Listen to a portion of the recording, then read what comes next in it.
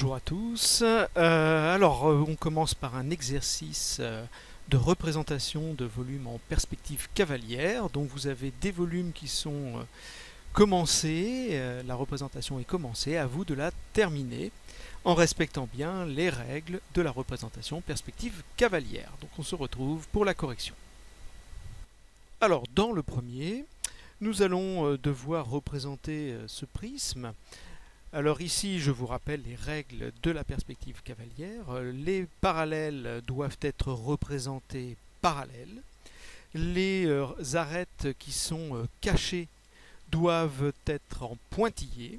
Et enfin, les faces qui sont devant nous seront représentées en vraie grandeur. Alors ici, nous allons avoir des parallèles. Alors par exemple, verticalement, ici, nous allons voir une verticale qui sera en pointillé. On est sur l'arrière de notre figure. Ici également, il va falloir la faire de même taille que toutes les autres verticales. Donc ça va donner quelque chose comme ça. Ici, nous avons une arête ici qui va se retrouver ici. Et à l'arrière, nous allons rejoindre ici et ici. Voilà, mieux dessiné, ça va nous donner ceci.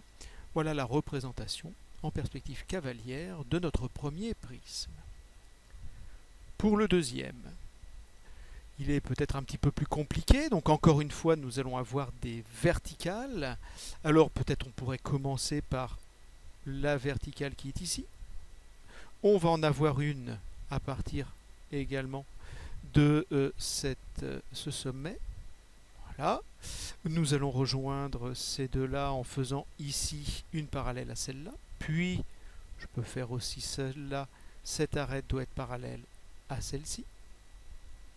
Enfin, je dois avoir ici une parallèle qui va rejoindre ces deux sommets.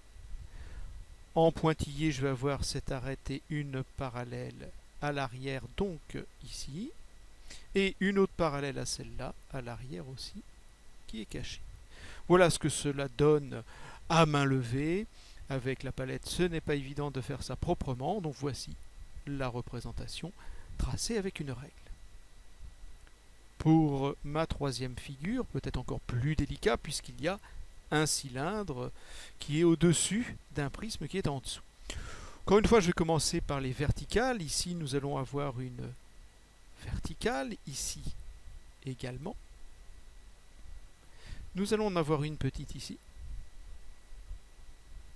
Nous allons avoir cette arête là parallèle à celle-là. Nous allons avoir une arête ici qui va être parallèle ici. Et enfin, nous allons avoir à l'arrière une parallèle à celle-là. Alors attention, nous aurons une partie qui sera derrière le cylindre. Ça va redémarrer ici. Là, ici, on va redéfinir un petit peu mieux. Pour le cylindre, vous avez une grande parallèle ici, une grande verticale ici.